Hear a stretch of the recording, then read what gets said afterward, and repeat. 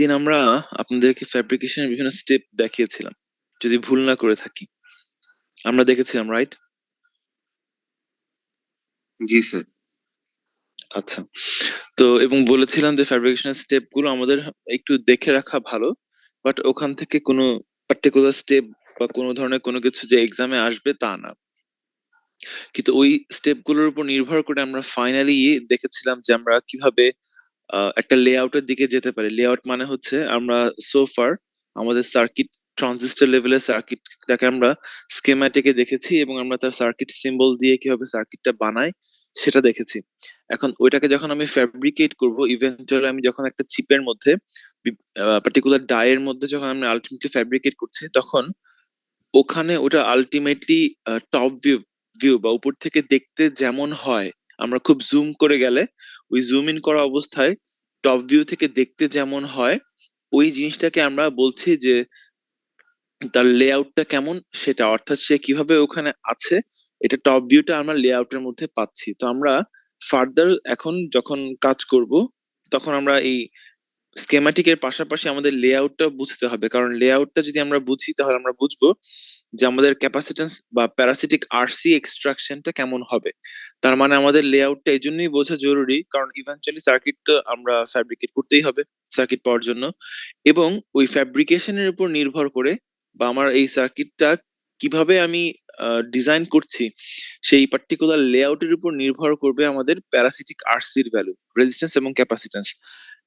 তো এই কারণে আমাদের লেআউটটা বোঝা জরুরি। আর তাছাড়া ইভেন্চুয়ালি আপনারা লেআউট ইঞ্জিনিয়ার হবেন, তার মানে আপনারা লেআউটটা বানাবেন।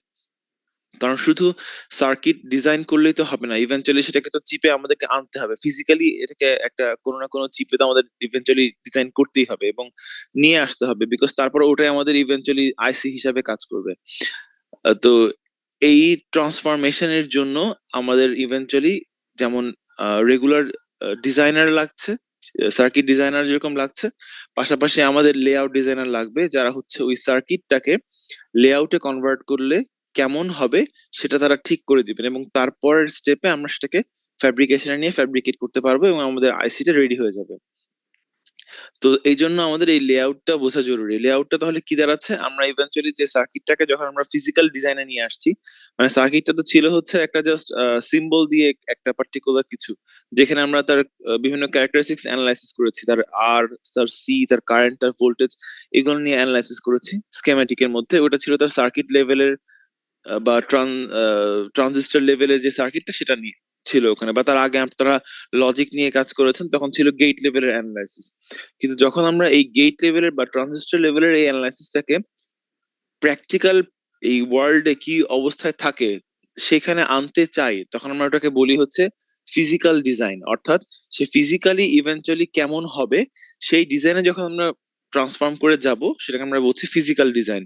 আর ফিজিক্যাল ডিজাইনে আমরা যা নিয়ে হ্যান্ডেল করি সেটা হচ্ছে তার লেআউট। অর্থাৎ আমরা যখন এই পার্টিকুলার সার্কিটটাকে একটা চিপ বা একটা পার্টিকুলার ডায়ের উপরে নিয়ে আসছি বা ডায়ের মধ্যে ফ্যাব্রিক তৈরি করছি তাকে, তখন সেই যে টপ ভিউটা আমরা পাচ্ছি ওটাকে আমরা বলছি তার লেআউট। এখন আমরা আগের দিন দেখেছিলাম যে এই লেআউটের এই প্রসেসিং এর মধ্যে, ফ্যাব্রিকেশন প্রসেসিং এর মধ্যে আমরা বিভিন্ন মাস্কের ব্যাপারটা আগের দিন দেখেছি। মাস্ক আমাদের লেগেছে যখন আমরা পার্টিকুলার ওখানে বিভিন্ন লেয়ার নিয়ে কাজ করেছি, ওই লেয়ারের ডিজাইনের জন্য আমাদের মাস্ক লেগেছে। প্রথমে আমাদের মাস্ক লেগেছিল এনওয়েল। আমরা যদি একটু দেখি,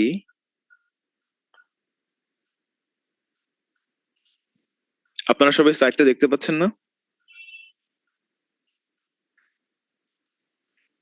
জি স্যার।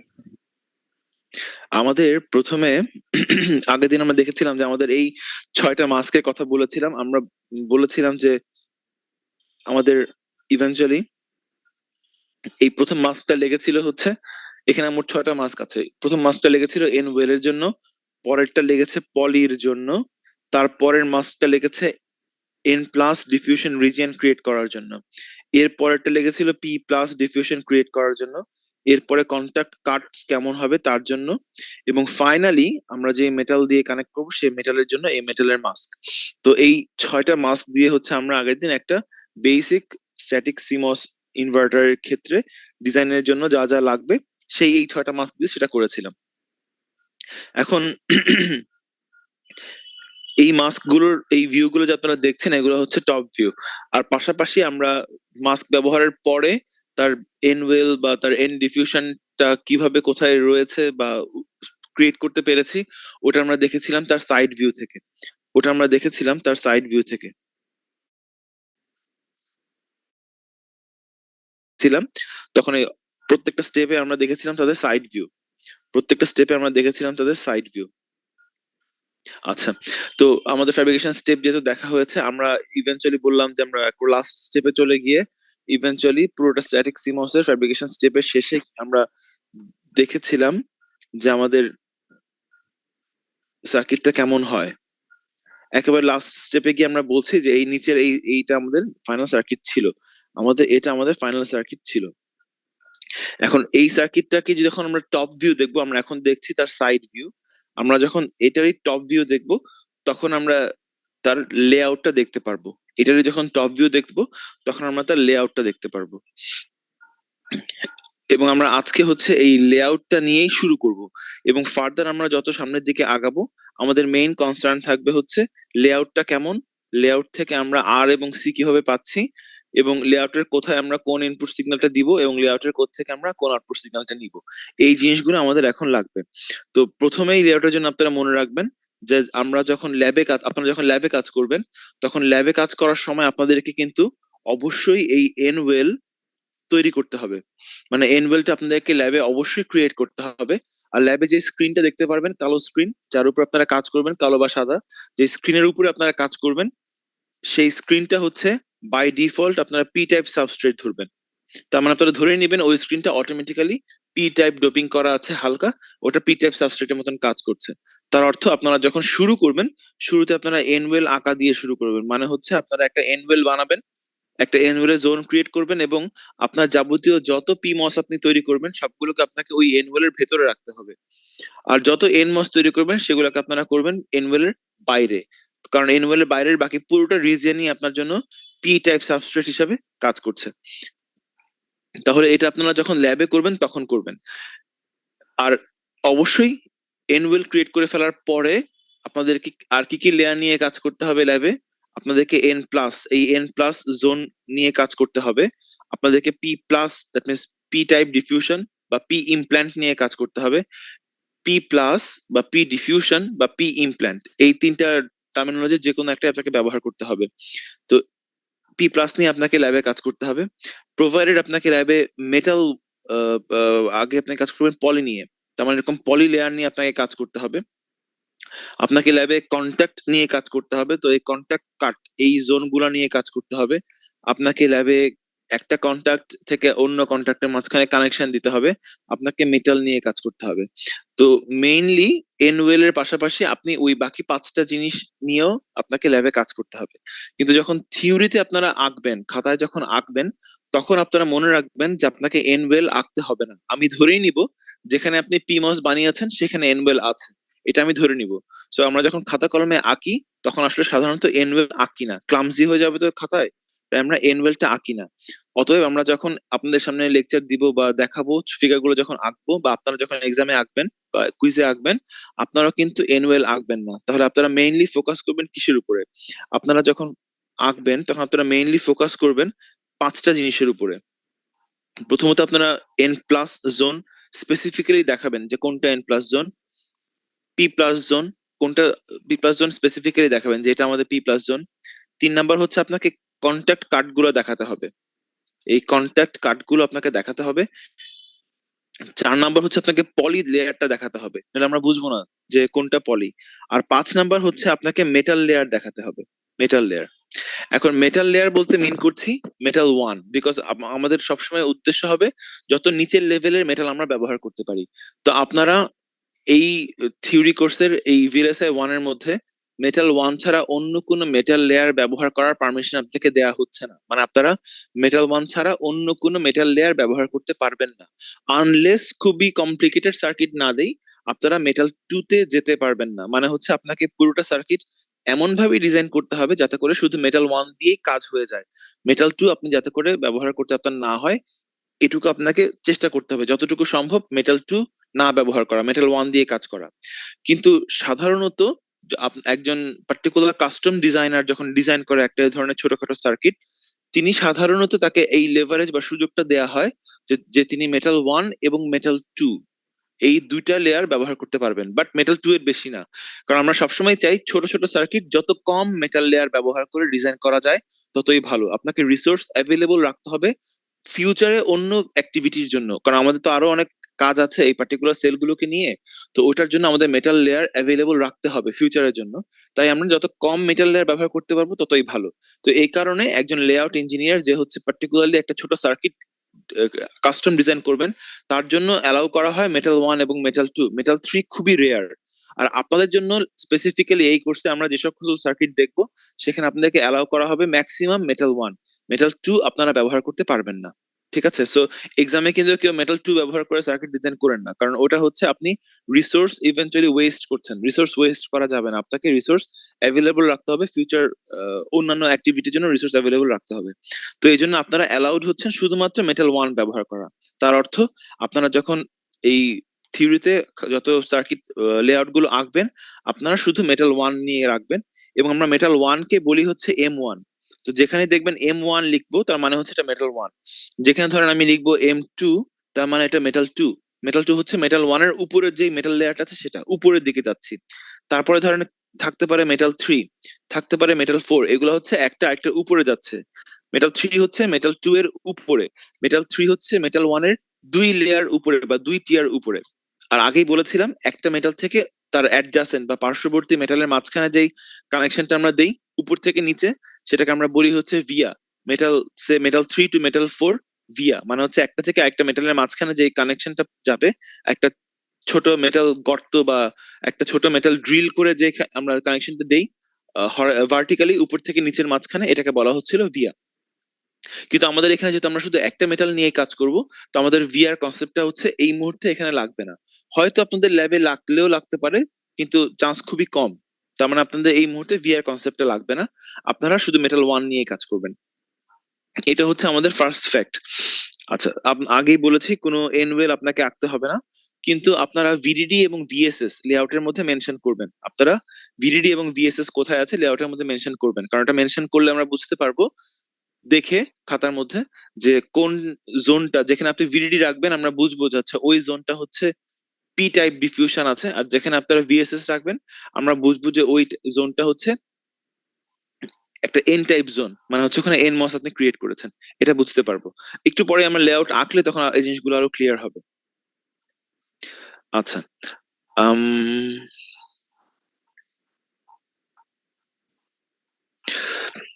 ডিজাইন রুল, আপনারা ল্যাবে যখন কাজ করবেন তখন ডিজাইন রুলের উপর নির্ভর করে আপনারা ডিআরসি এবং এলভিএস এই দুটো টার্ম পাবেন।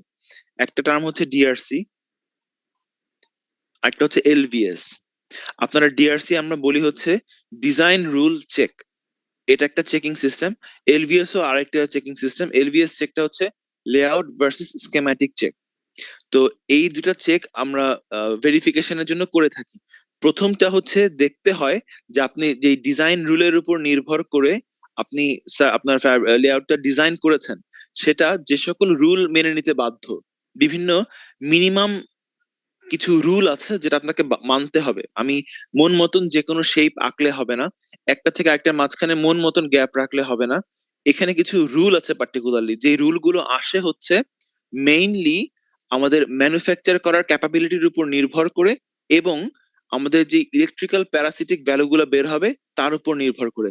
তার মানে হচ্ছে ম্যানুফ্যাকচার করার ক্ষেত্রে, মানে এটাকে যখন আমরা ফ্যাব্রিকেশনে নিয়ে যাব তখন ওই ম্যানুফ্যাকচার করার ক্ষেত্রে যে সকল লিমিটেশন আছে তার উপর নির্ভর করে আমরা রুল পাই, ডিজাইন করার কিছু রুল পাই। পাশাপাশি দেখা যায় যে একটা জিনিস থেকে অন্য একটা জিনিসের মাঝখানে গ্যাপটা কম হয়ে গেলে বা একটা একটার উপরে ওভারল্যাপ করলে দেখা যায় যে প্যারাসিটিক আরসি অনেক বেড়ে যায়। প্যারাসিটিক আরসি মানে হচ্ছে রেজিস্ট্যান্স এবং ক্যাপাসিট্যান্স অনেক বেড়ে যায়। তো এই ধরনের আর এবং সি এর ভ্যালু যাতে করে অনেক বেশি বেড়ে না যায়, তার জন্য একটা পার্টিকুলার, ধরেন একটা পার্টিকুলার ব্লক থেকে আরেকটা ব্লকের মাঝখানে কিছু গ্যাপ থাকা লাগে। ওই গ্যাপটা কতটুকু মিনিমাম হলে আর এবং সি এর ভ্যালু মোটামুটি কমায় ফেলা যায়, এর উপর নির্ভর করেও কিছু রুল আসে। এগুলোকে বলা হচ্ছে ইলেকট্রিক্যাল ক্যারেক্টারিস্টিক্স এর উপর ডিপেন্ড করে যে রুলগুলো আমরা পাচ্ছি সেগুলা। তো এই রুলগুলো এবং ম্যানুফ্যাকচার করার রুলগুলো, এই সকল রুলকে নিয়ে আমরা প্রত্যেকটা ডিজাইন নোডের জন্য, দ্যাট মিনস আপনারা এখানে ল্যাবে কাজ করবেন 90 nanometre process, that means 90 nanometre নোডের জন্য আপনারা ল্যাবে কাজ করবেন, অথবা 45 ন্যানোমিটারের জন্য কাজ করে থাকতে পারেন। তো এই পার্টিকুলার নোডের উপর নির্ভর করে এই ডিজাইন রুল গুলো আসবে। ডিজাইন রুল কি আমরা একটু পরেই দেখবো, বাট এখন জাস্ট সামারি বলছি যে বিভিন্ন ডিজাইন রুল আসবে। আর যেই চেকিং সিস্টেম এটাকে চেক করে যে আপনার এই পুরো লেআউটের সকল রুল ফলো করা হয়েছে কিনা, সেই চেকিং সিস্টেমকে বলা হয় ডিজাইন রুল চেক বা ডিজাইন রুল চেকার। আর ওয়ান্স আপনার সার্কিটের ডিজাইন রুল সব ঠিক আছে, তারপর চেক করতে হবে যে আপনারা যে স্কেমেটিক বা যে সার্কিটটা মাথায় রেখে লেআউটটা আঁকলেন, ওই সার্কিট এবং আপনার আঁকা লেআউটটাকে আসলেই মিললো কিনা। এইটা যেটা চেক করে সেটাকে বলা হয় layout versus schematic check, LVS. তো এই দুটো চেক হচ্ছে আমাদের জন্য জরুরি। তো আমরা সাধারণত লেআউট আঁকার পরে প্রথমে করি হচ্ছে ডিআরসি চেক, দেখার জন্য যে এখানে যেরকম ব্লক গুলো হওয়ার কথা ছিল, যেরকম স্পেসিং হওয়ার কথা ছিল, সেগুলো ঠিক মতন হয়েছে কিনা এটা দেখা হচ্ছে প্রথম কাজ। এটাকে আমরা ডিআরসি দিয়ে চেক করি। আর ওয়ান্স আপনি ডিআরসি ক্লিন একটা লেআউট পেয়ে গেলেন, মানে কোনো ডিআরসি এরর নাই, তারপরে আপনারা আমরা যেটা করি সেটা হচ্ছে চেক করি যে আদৌ এটা আমার ডিজায়ার্ড সার্কিটের সাথে মিলছে কিনা। ওটাকে আমরা করি হচ্ছে এলভিএস এর মাধ্যমে, লেআউট ভার্সেস স্কেম্যাটিক। ওটার মাধ্যমে আমরা দেখি যে মিললো কিনা। যখন আমাদের ডিআরসি এবং এলভিএস দুটো জিনিসই ক্লিন বের হয়, মানে কোনো এরর নাই, এরপর আমরা যেটা করি সেটাকে বলা হয় প্যারাসিটিক আরসি এক্সট্রাকশন। তার মানে সার্কিট থেকে আপনার লেআউট এঁকে ফেলার পরে আমরা একটা টুল বা একটা সফটওয়্যার আমাদেরকে এস্টিমেট করে দেয় যে আমার আঁকা লেআউটের উপর নির্ভর করে এই সার্কিটে কি কি নতুন রেজিস্ট্যান্স এবং ক্যাপাসিট্যান্স ফর্ম করেছে। ইন্ডাকটেন্স ফর্ম করতে পারে অন্য ক্ষেত্রে, বাট এই মুহূর্তে আপনাদের ইন্ডাকটেন্স লাগছে না। এই মুহূর্তে আমরা খুব ছোট সার্কিট নিয়ে কাজ করছি, তো খুব বড় নিয়ে কাজ করছি না, তো আমাদের ইন্ডাকটেন্স এর কনসেপ্টটা এই মুহূর্তে লাগবে না। এই ছোট সার্কিটে শুধু আর এবং সিটাই মেইনলি বের হয়, এল খুবই সামান্য থাকে, তো এটাকে আমরা ইগনোর করছি ফর দ্য টাইম বিং। তো আপনার সার্কিটের এই রেজিস্ট্যান্স এবং ক্যাপাসিট্যান্সটা কেমন হয় বা কত আসবে, এটা তো আমরা লেআউট থেকে বুঝবো না। ওই টুলটা এটা ক্যালকুলেট করে আমাদেরকে ওই প্যারাসিটিক আরসি এক্সট্রাকশনের স্টেপে টুলটা আমাদেরকে এই ভ্যালুগুলো বের করে দেয়। বের করে দিলে আমরা ফাইনালি সিমুলেট করলে বুঝতে পারবো, বিকজ প্যারাসিটিক আরসি এই ভ্যালুগুলো ছাড়া আমি যদি সিমুলেট করি তাহলে কিন্তু আসল আর এবং সি এর ভ্যালু সেখানে থাকবে না। যখন আমি প্যারাসিটিক আরসি এক্সট্রাক্ট করতে পারবো, আমি তখন এই আর এবং সি এর ভ্যালুগুলো নিয়ে যদি সিমুলেট করি, আমি মোটামুটি রিয়েল সিমুলেশন করতে পারবো। অর্থাৎ আমি মোটামুটি টুলের উপর নির্ভর করে আশা করতে পারি যে আমি যদি এখন এক্স্যাক্টলি এটাকে ফ্যাব্রিকেট করি তাহলে যেরকম বিহেভিয়ার পাওয়ার কথা, সিমুলেশন আমাকে অলমোস্ট ওরকম বিহেভিয়ারই শো করবে। এটা আমরা যদি আমাদের প্যারাসিটিক আরসি এক্সট্রাকশনের টুলটা ভালো হয়, আমরা এটা এক্সপেক্ট করতে পারি, এবং এটা আমাদের জন্য করা জরুরি, বিকজ আপনি ফ্যাব্রিকেশন একটা খুব কস্টলি স্টেপ। তার আগে আপনাকে মেক শিওর করতে হবে যে যেরকম যেরকম আপনি ডিজাইন করেছেন সার্কিটটা সেভাবে পারফর্ম করছে কিনা। ধরেন আপনি ডিজাইন করলেন একরকম ভাবে, কিন্তু পরে লেআউট ফ্যাব্রিকেট করে ফেলার পরে আপনার এত খরচ করে চিপটা হাতে পাওয়ার পরে দেখছেন যে সেটা যেভাবে চিন্তা করেছেন ওভাবে পারফর্ম করছে না, তাহলে কিন্তু পুরোটা সিস্টেম একটা লস। তো যাতে করে এই ধরনের কোনো লস না হয়, এই জন্যই, শুধুমাত্র লস যাতে করে না হয় এই জন্য, আপনারা তো ল্যাবে কেডেন্স নিয়ে কাজ করবেন। কেডেন্সের অনেকগুলো টুলের মধ্যে, মানে বেশ কিছু টুলের মধ্যে বেশ কিছু টুল হচ্ছে শুধু ভেরিফিকেশনের জন্যই তারা বানিয়েছে। আবারও বলছি, কেডেন্সের অনেকগুলো টুল আছে। সেই অনেকগুলো টুল আপনাদের কেডেন্সের ইনোভাস আছে, কেডেন্সের জেনাস আছে, কেডেন্সের ভার্চুওসো আছে, কেডেন্সের অ্যাশুরা আছে, এরকম লিটমাস আছে, ভোল্টাস আছে, এরকম অনেকগুলো টুল আছে। এই অনেকগুলো টুলের মধ্যে আবার অনেকগুলো টুল ডেডিকেটেড হচ্ছে শুধুমাত্র ভেরিফিকেশনের জন্য। কিছু টুল দিয়ে আপনি ডিজাইন করেন, যেরকম আমরা ভার্চুওসো বা ইনোভাস দিয়ে আমরা ডিজাইন করি বা সিনথেসিস করি জেনাস দিয়ে, কিন্তু এছাড়াও তার অনেকগুলো টুল আছে শুধুমাত্র ভেরিফিকেশনের জন্য, যে আমাদের পাওয়ার ভেরিফিকেশন কেমন হবে, টাইমিং ভেরিফিকেশন কেমন হবে, সার্কিটের ভেরিফিকেশন কেমন হবে, প্রোভাইডেড সার্কিটটা আমি শুরু থেকে যা এই পর্যন্ত আমার কনস্ট্রেন্টের উপর ডিপেন্ড করে ডিজাইন করতে চেয়েছি সেটা ডিজাইন করতে পেরেছি কিনা। এই ধরনের অনেকগুলো ভেরিফিকেশন টুল শুধুই বানানো হয় টু মেক শিওর, যাতে করে আমরা ভেরিফাই কোনোভাবেই মিস না করে লেআউটের ফ্যাব্রিকেশন চলে না যায়। বিকজ ওয়ান্স আপনি ফ্যাব্রিকেশন করে ফেলেছেন, একটা কস্টলি স্টেপ কিন্তু ডান। এখন আপনি আর ফিরে আসতে পারবেন না, ওই কস্ট আপনি ফেরত আনতে পারবেন না। তো এই জন্য মেক শিওর করা হয় যাতে করে কোনোভাবেই আমাদের কোনো প্রকার এরর না থাকে, এবং যা আমাদের ডিজায়ার্ড কনস্ট্রেন্ট ছিল, যা আমাদের এক্সপেকটেশন ছিল একটা সার্কিট থেকে, আমরা যেন ঠিক এক্স্যাক্টলি ওই এক্সপেকটেশনটাই পাই। এটা হচ্ছে আমাদের উদ্দেশ্য। এই কারণে অনেক ভেরিফিকেশন টুল অলরেডি থাকে। শুধু ডিজাইনিং টুল থাকে না, পাশাপাশি প্রচুর ভেরিফিকেশন টুলও থাকে। আচ্ছা, তো এগুলো ছিল আমাদের ডিজাইন আর ডিআরসির বিভিন্ন আহ, বিভিন্ন চেকিং ডিআরসি এবং এলভিএস। আচ্ছা, এর পাশাপাশি আমাদের বডি কানেকশনের একটা ব্যাপার আমরা পড়েছিলাম। আমরা দেখেছিলাম যে আমাদের নন নন আইডিয়াল ইফেক্ট যখন হালকা দেখছিলাম, তখন বলেছিলাম যে আমাদের বডি বায়াস করতে হয়, এবং বলেছিলাম যে আমাদের এনমসের যে বডিটা ছিল, এনমসের বডিকে কিসে বায়াস করতে হয়, ভিডিডি না গ্রাউন্ড? বলেন তো।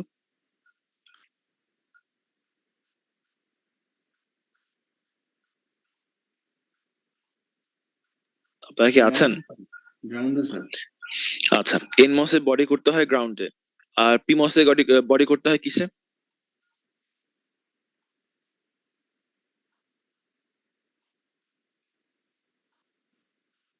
পিমসের বডি। Sir VDD. আচ্ছা, আপনারা এনমস এর বডি করবেন গ্রাউন্ড এবং পিমস এর বডি করবেন ভিডিডি, এবং আমরা দেখেছিলাম যে বডি বায়াসের উপর নির্ভর করবে আমাদের থ্রেশহোল্ড ভোল্টেজটা। থ্রেশহোল্ড ভোল্টেজের এক্সপ্রেশনটা যদি আপনাদের একটু মনে থাকে, তাহলে দেখবেন যে থ্রেশহোল্ড ভোল্টেজের মধ্যে ওখানে একটা ডিপেন্ডেন্সি ছিল, সোর্স টু বডি পটেনশিয়ালের উপর একটা ডিপেন্ডেন্সি ছিল, ভিএসবি এর উপর একটা ডিপেন্ডেন্সি ছিল। তো আমরা সাধারণত সোর্স এবং বডি পটেনশিয়াল একই পয়েন্টে রাখি, এটা মনে রাখবেন। আমরা সাধারণত ভিএসবি কে শূন্য করতে চাই। সো আমরা সোর্স এবং বডি পটেনশিয়ালকে সাধারণত একই জায়গায় রাখতে চেষ্টা করি।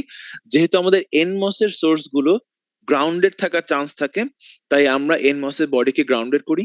আর পিমস এর সোর্স যেহেতু আমাদের ভিডিডিতে কানেক্টেড থাকে, তাই আমরা পিমস এর বডিকে ভিডিডিতে কানেক্ট করি। এছাড়াও আরো কিছু ব্যাপার আছে, যেটা আমরা কয়েকদিন পরে দেখবো সার্কিটের মাধ্যমে। বাট এখনকার জন্য মনে রাখবেন, আপনারা যখন এনমস নিয়ে কাজ করবেন, ওই এনমস এর ওই বডিকে আপনাকে অবশ্যই গ্রাউন্ড করতে হবে, আর পিমস এর বডিকে আপনার অবশ্যই ভিডিডিতে কানেক্ট করতে হবে। ওটাই হচ্ছে আমরা এই যেই এখান থেকে এখন সাইড ভিউ দেখতে পাচ্ছেন, এই সাইড ভিউ এখানে করেছি। এই যে পি প্লাস, এই পি প্লাস জোনটা করাই হয়েছিল এনমস এর বডিকে গ্রাউন্ড করার জন্য, আর এই এন প্লাস করা হয়েছিল পিমস এর বডিকে ভিডিডির সাথে কানেক্ট করার জন্য। ঠিক আছে? আচ্ছা, এটা আমরা এখনই লেআউট করব, লেআউটে দেখবো। আর মনে রাখবেন, আমরা যখন লেআউট আঁকবো তখন আমাদের ইনপুট আউটপুট বা ভিডিডি ভিএসএস এই সিগন্যাল গুলোর নাম আপনাকে অবশ্যই মেটাল ওয়ান এর উপরে লিখতে হবে। ভিডিডি ভিএসএস এর নাম আপনাকে অবশ্যই ভিডিডি ভিএসএস ইনপুট এবং আউটপুটের যে নাম বা কানেকশন, এগুলো আপনি দিবেন হচ্ছে মেটালের উপরে। অলওয়েজ কানেকশন, সকল সিগন্যালের কানেকশন, সেটা আইদার পাওয়ার অথবা গ্রাউন্ড সিগন্যাল, সরি, পাওয়ার অথবা গ্রাউন্ড সিগন্যাল, অথবা ইনপুট অথবা আউটপুট, এগুলো আপনাকে অবশ্যই দিতে হবে হচ্ছে আপনাদের মেটাল লেয়ারের উপরে।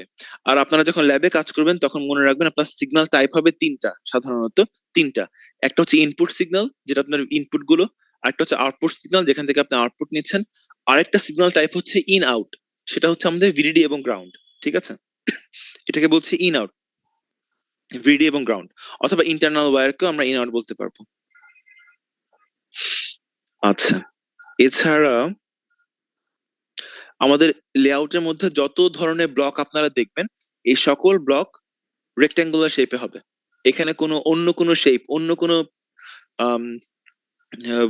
পার্টিকুলার ধরেন ট্রায়াঙ্গেল বা পেন্টাগন, হেক্সাগন, এগুলো কোনো স্কোপ নাই। সবকিছু হবে রেক্ট্যাঙ্গেল। ঠিক আছে? আপনারা মোটামুটি সবকিছু রেক্ট্যাঙ্গেল নিয়ে কাজ করবেন। হ্যাঁ, এখন একাধিক রেক্ট্যাঙ্গেলকে লাগিয়ে হয়তো আমরা ডিফারেন্ট শেপ পেতে পারি। যেমন ধরেন, আপনারা এখানে দেখতে পাচ্ছেন এটা, এটা কিন্তু আসলে বলা যায় দুটো রেক্ট্যাঙ্গেল। ঠিক আছে? আপনি যদি এখান দিয়ে ভাগ করে দেন, এটা দুটো রেক্ট্যাঙ্গেল বলা যায়, rectangle one, rectangle two. But shape গুলো এরকম ইভেন হবে, রেক্ট্যাঙ্গেল হবে বিভিন্ন। তারপর ইভেন্চুয়ালি হয়তো বা তাদেরকে কানেক্ট করে ডিফারেন্ট শেপ আমরা পেতে পারি, বাট মেইনলি হবে আপনার শেপ গুলো রেক্ট্যাঙ্গেল। আচ্ছা,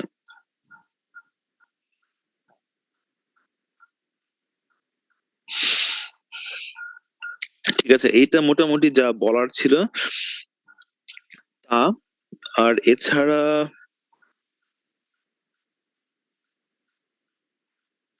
আমরা লেআউটে যাব।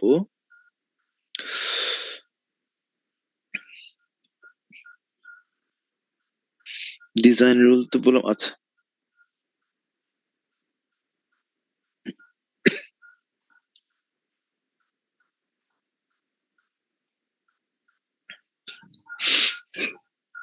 আচ্ছা, তাহলে আমরা যদি একটা বেসিক ইনভার্টার নিয়ে কাজ করি, তাহলে একটা বেসিক ইনভার্টারের জন্য আমরা লেআউটটা আঁকবো। ঠিক আছে, তো আমাদের বেসিক ইনভার্টার নিয়ে কাজ করছি।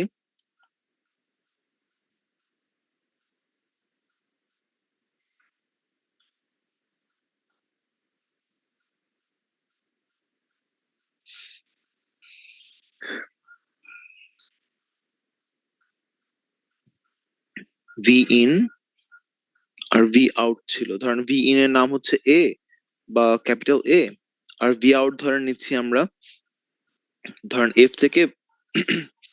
আচ্ছা, তাহলে এখন আমাদের এখানে লাগবে হচ্ছে একটা পি মস আর লাগছে একটা এন মস। আচ্ছা, আমরা যখন টপ ভিউতে যাব, দেখেন আপনারা এখন মোট 27 জন প্রেজেন্ট আছেন। এটা কি বুঝতে পারেন কিনা দেখেন, আমরা যদি টপ ভিউ থেকে দেখি আর আমি যদি এভাবে একটা ব্লক আঁকি আর একে যদি বলি যে, আমি কিন্তু উপর থেকে দেখছি, বললাম যে এটা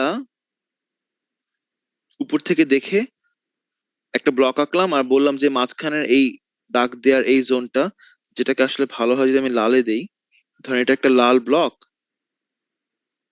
পুরো ব্ল্যাকের মাঝখানে, বললাম যে এই লাল ব্লকটা হচ্ছে পলি। তাহলে এই বাইরের যে ব্ল্যাক বক্সটা এঁকেছিলাম, এটা কি, এটা কি আপনারা বলতে পারেন কেউ? বাইরের এই ব্ল্যাক বক্সটা কি? আমরা কিন্তু টপ ভিউ দেখছি, লেআউট মানে আপনারা টপ ভিউ দেখবেন।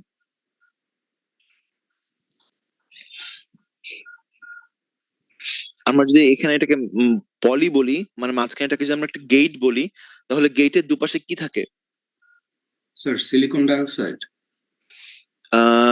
গেটের নিচে থাকে সিলিকন ডাইঅক্সাইড। মানে হচ্ছে আপনারা তো উপর থেকে দেখছেন, তার মানে এই পলিটার নিচে আছে হচ্ছে সিলিকন ডাইঅক্সাইড, যেটাকে আমরা দেখতে পাচ্ছি না, বিকজ পলি তো উপরে, আর আপনারা উপর থেকে দেখছেন, তার মানে আপনারা কিন্তু সিলিকন ডাইঅক্সাইডকে দেখতে পাচ্ছেন না। কিন্তু উপর থেকে যদি দেখেন, তাহলে গেটের দুই পাশে কে থাকে? N plus, sir N plus আর পি প্লাস। আমরা যদি ধরেন এটা যদি এখন সাইড ভিউ আঁকতাম, সাইড ভিউতে আমরা এরকম দেখাই না, একটা স্যার এন সোর্স মসের আর জন্য, ড্রেন থাকবে তো। রাইট, সোর্স আর ড্রেন থাকবে। এই ধরেন সিলিকন ডাইঅক্সাইড দিয়ে আমরা যদি উপরে গেটটা আঁকি, এটা ছিল সাইড ভিউ, তারই টপ ভিউ যদি আমরা এখানে আঁকতে চাই, তাহলে আমার এই দুই জায়গায় কি থাকবে? সোর্স আর ড্রেন, দ্যাট মিনস ইমপ্ল্যান্ট থাকবে না, আইদার এন প্লাস অথবা পি প্লাস, অথবা এন ইমপ্ল্যান্ট অথবা পি ইমপ্ল্যান্ট, অথবা এন ডিফিউশন পি ডিফিউশন। আচ্ছা, মনে রাখবেন এন প্লাস অথবা এন ইমপ্ল্যান্ট অথবা এন ডিফিউশন ইন্টারচেঞ্জেবলি আমরা ব্যবহার করতে পারবো, দে আর দ্য সেম। একইভাবে পি প্লাস, পি ইমপ্ল্যান্ট অথবা পি ডিফিউশন আমরা ইন্টারচেঞ্জেবলি ইউজ করতে পারবো, দে আর দ্য সেম বলা যায়। ঠিক আছে, তাহলে ধরেন আমি এখানে তৈরি করতে চাচ্ছিলাম একটা পিমস, তাহলে পিমস এর গেটের দুই দিকে থাকবে সোর্স আর ড্রেন, তাই তো? ধরেন এই পাশে এটা হচ্ছে সোর্স আর এই পাশে এটা হচ্ছে ড্রেন। তাহলে পি এই মাঝখানের এই গেটের বাম দিকে যদি সোর্স থাকে, তাহলে এটা কি পি প্লাস ডিফিউশন না? আর এই পাশের ড্রেনটাও পি প্লাস ডিফিউশন হবে না? এটা কি সবাই বুঝতে পেরেছেন? টপ ভিউ, এটা কি বুঝতে পেরেছেন সবাই? জি স্যার। এটা বোঝেননি এরকম কি কেউ আছেন?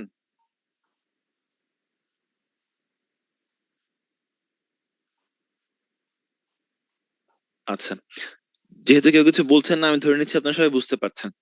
এখন মনে রাখবেন যে আমরা যখন এরকম আমাদের বাম দিকে পি প্লাস সোর্স ছিল এবং ডান দিকে পি প্লাস ড্রেন আছে, মানে আমরা বলছি যে বাম দিকে আমাদের পি ইমপ্ল্যান্ট এবং ডান দিকেও পি ইমপ্ল্যান্ট এবং মাঝখানে গেট আছে, বা বাম দিকে পি ডিফিউশন ডান দিকেও পি ডিফিউশন মাঝখানে গেট আছে। বা বাম দিকে পি প্লাস, ডান দিকে পি প্লাস, মাঝখানে গেট আছে, তখন প্রথম যে ডিজাইন রুলটা আপনাকে অবশ্যই মনে রাখতে হবে সেটা হচ্ছে আপনার পলি ঠিক এই এজ বরাবর আঁকলে হবে না, এটা একটা এরর দিবে। আপনার পলিকে একটু এক্সটেন্ডেড থাকতে হবে। তার মানে আপনার সার্কিটটা দেখতে হবে এরকম, মানে হচ্ছে লেআউটটা দেখতে হবে এরকম। লেআউটের টপ ভিউতে পলিটা একটু এক্সটেন্ডেড হতে হবে। এটা একটা ডিজাইন রুল। বিকজ আমরা যদি একেবারে ওরকম শার্প এজ ধরে ফ্যাব্রিকেট করার চেষ্টা করি, এই শার্প এজ ধরে ফ্যাব্রিকেট করার চেষ্টা করি, তাহলে রিস্ক আছে যে সেটা কোনো কারণে এজ ছাড়িয়ে নিচে চলে আসতে পারে, এখানে চলে আসতে পারে, তখন কিন্তু আপনারা গেট কাজ করবে না। সো এই জন্য একটা ম্যানুফ্যাকচারের ডিজাইন রুল হচ্ছে আপনাকে একটু এক্সটেন্ড করে ফ্যাব্রিকেট করতে হবে, এই জন্য একটু এক্সটেন্ডেড থাকে। এটা হচ্ছে পলি টু ডিফিউশন এক্সটেনশনের রুল। পলি টু ডিফিউশন এক্সটেনশন, তার মানে ডিফিউশনকে ছাড়িয়ে পলি আর কতটুকু বাড়তি থাকবে। ঠিক আছে, তার মানে আপনারা যখন আঁকবেন তখন অবশ্যই আপনারা এভাবেই আঁকবেন, একটু এক্সটেনশন দিয়ে আপনারা আঁকবেন। বুঝতে পেরেছেন? তাহলে এই উপরের এটা হচ্ছে আমাদের পিমস। আচ্ছা, একই রকম ভাবে আমরা যদি নিচে একটা এনমস আঁকি, নিচে একটা এনমস আঁকি, তাহলে এই এনমস এর এই দিকে থাকবে এন প্লাস, এই পাশেও এন প্লাস, টপ ভিউ আঁকছি, আর মাঝখানে থাকবে কি আগের মতন গেট, দ্যাট মিনস পলি।